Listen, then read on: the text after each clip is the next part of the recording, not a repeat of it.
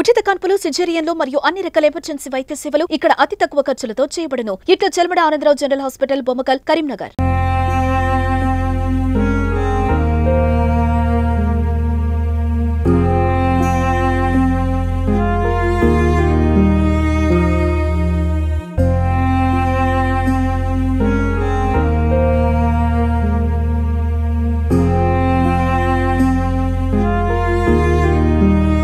అది Bharat gas pin వల్ల ఒక ఫ్యామిలీ రోడ్డును పడింది.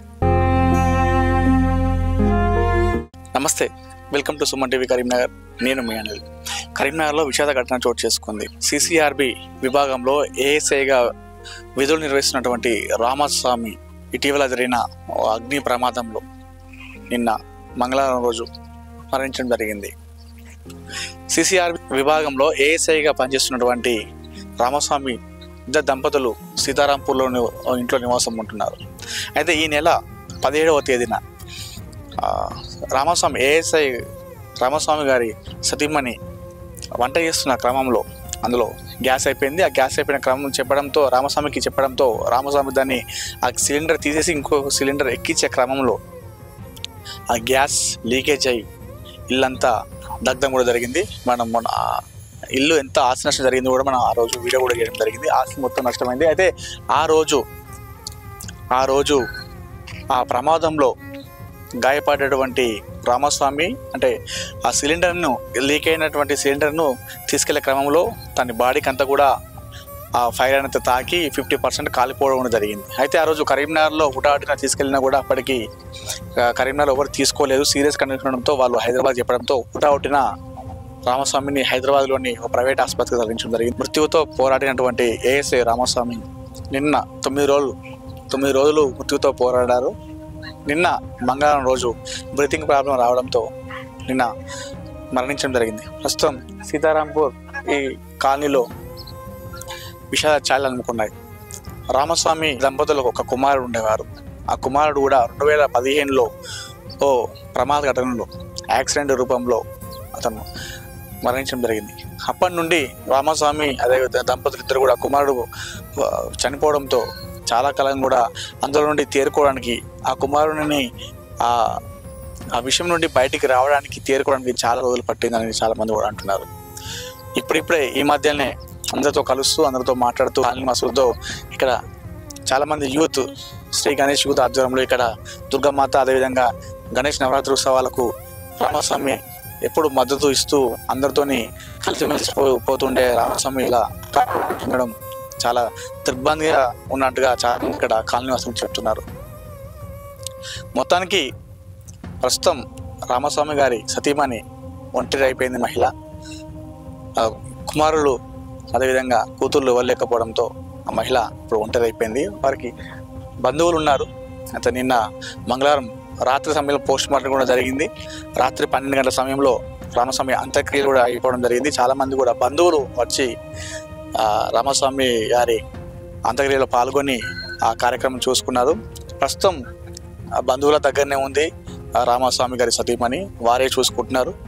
అసలు ఈ ఘటనలో చాలామంది కూడా ఈ ఘటన ఏమనుకుంటున్నారంటే చాలామంది కూడా గ్యాస్ సిలిండర్ పేలింది అనుకుంటున్నారు. ఇప్పటికి కూడా చాలామంది గ్యాస్ సిలిండర్ పేలి అన్నట్టుగా అనుకుంటున్నారు. అదేవిధంగా గ్యాస్ సిలిండర్ ఇంకొక సిలిండర్ ఎక్కించే క్రమంలో అది సరిగా పెట్టకపోవడంతో గ్యాస్ లీకేజ్ అన్నట్టుగా చెప్తున్నారు. అయితే కుటుంబ సభ్యులు ఒకటి చెప్తున్నారు, ఆ ఎక్కించే క్రమంలో ఏదైతే సిలిండర్ ఉందో ఆ సిలిండర్కి పిన్ను అనేది ఫాల్ట్ ఉంది. ఆ పిన్ను సరిగా లేకపోవడంతో ఈ ప్రమాదం జరిగిందన్నట్టుగా వాళ్ళకు ఒక సరికొత్త కోణాన్ని మనకు చెప్పడం జరిగింది. ఒకసారి వారి మాటలు విందాం. ఎందుకంటే ఈ ప్రమాదం జరిగి చాలా రోజులు అవుతుంది. ఇప్పటికీ దీని మీద సరిగా క్లారిటీ లేదు. ఎందుకంటే రామస్వామి అదేవిధంగా అతని భార్య ఇద్దరు మాత్రమే ఉంటారు. ఆ ప్రమాదం జరిగిన సమయంలో ఏం జరిగిందనేది వారిద్దరికి తెలుసు. అయితే 17వ తారీఖు నాడు ఈ ప్రమాదం జరగడంతో ఆసుపత్రికి తీసుకుపోవడంతో సతీమణి కూడా అక్కడికి వెళ్ళారు. అందరూ అక్కడే ఉన్నారు. అసలు ప్రమాదం జరిగిందనే విషయం కూడా చాలా మంది కూడా ఎవరికి ఎలా జరిగిందని ఎవరికి కూడా క్లారిటీ లేదు.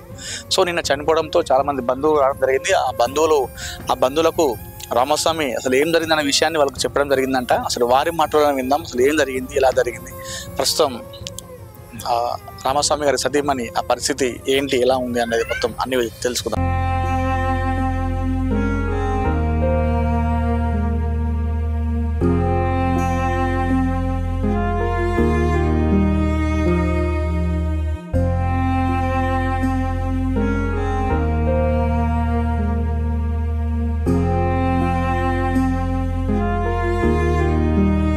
ప్రస్తుతం నాతోని ఏఎస్ఐ రామస్వామి అల్లుడు ఉన్నారు, వారితో మాట్లాడదాం. అన్న చెప్పండి, అసలు ప్రమాదం జరిగిన చాలా మంది కూడా గ్యాస్ సిలిండర్ పేలింది అని కొంతమంది అంటున్నారు, ఎక్కించే క్రమంలో సరిగా పెట్టకపోవడంతో జరిగింది అంటున్నారు. అసలు ఏం జరిగింది ఆ రోజు?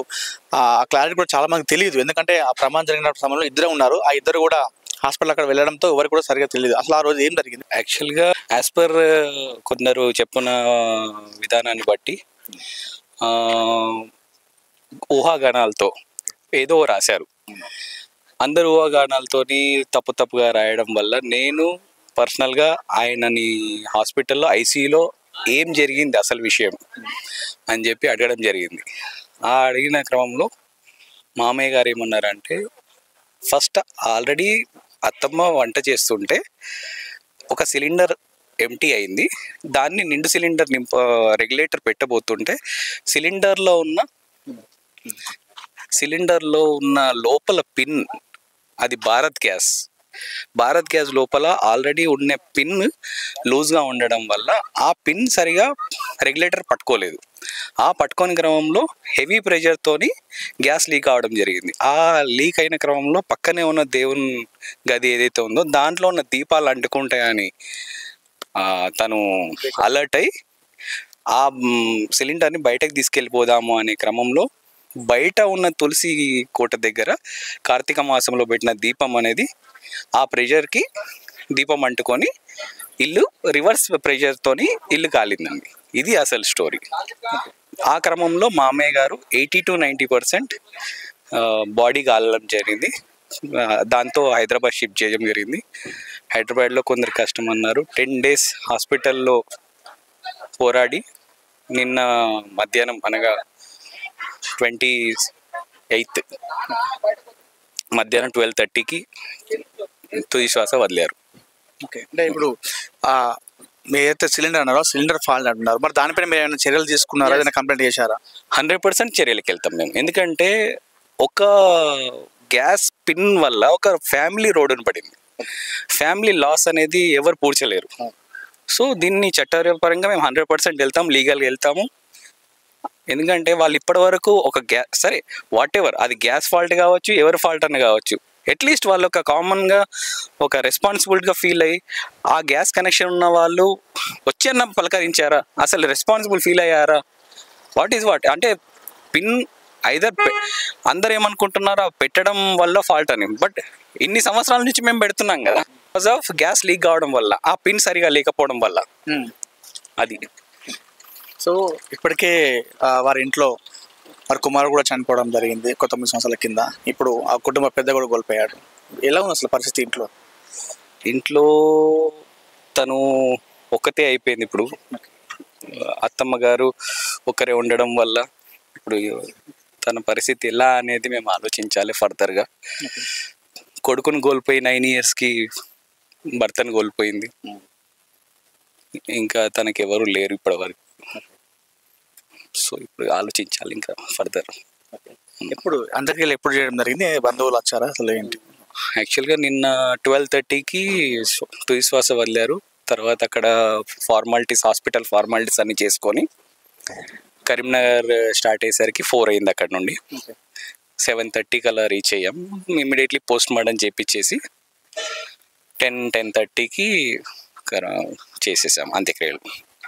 12 అలా అయిపోయింది. ఎందుకంటే బాడీ ఆల్రెడీ బర్న్ కావడం వల్ల డీకంపోజ్ అవుతుంది, ఇంక ఇన్ఫెక్షన్స్ స్ప్రెడ్ అయ్యే ఛాన్సెస్ ఎక్కువ ఉంటాయి అని చెప్పి మేము ఆపలేదు, ఇమ్మీడియట్లీ చేసేసాము అంత్యక్రియలు. దాన్ని మాత్రం ఈ కార్యక్రమాలన్నీ కాగానే మేము లీగల్గా 100% వెళ్తాం. ఎందుకంటే ఒక ఫ్యామిలీ ఒక సపోర్ట్ని కోల్పోయింది, దాన్ని అంత ఈజీగా వదలడానికి అయితే లేదు. పక్కా చర్యలు అయితే తీసుకుంటాం. సో ఇది మొత్తానికి ఒక గ్యాస్ సమస్య యొక్క తప్పిదం వల్ల ఇంత పెద్ద ప్రమాదానికి కారణమైనట్టుగా కుటుంబ సభ్యులు చెప్తున్నారు. 9 సంవత్సరాల కింద కుమారుని కోల్పోయినటువంటి రామస్వామి ఆ సిలిండర్ ఆ తప్పిదం వల్ల చనిపోవడంతో ఇప్పుడు ఆ మహిళ రామస్వామి గారి సతీమణి ఒంటరిగా మారిపోయింది. ఈ తప్పిదం 100% సిలిండర్ ఆ సంస్థ వారికి చెందుతుంది. వారి తప్పిదం వల్ల ఎంత జరిగింది, వారిపైన కఠిన చర్యలు తీసుకుంటాం మేము కుటుంబ సభ్యులు కూడా చెప్తున్న పరిస్థితి నెలకొంది. మొత్తానికి ఏ విధంగా చూసుకుని కూడా ఒక ఇంటి పెద్ద దిక్కు కోల్పోయి ప్రస్తుతం అటు బంధువులు కావచ్చు, సీతాపురం కాలనీ వాసులు అందరూ కూడా విషయాచారాలనుకున్నాయి. కెమెరా పర్సన్ కుమార్తో అనిల్, సుమన్ టీవీ, కరీంనగర్.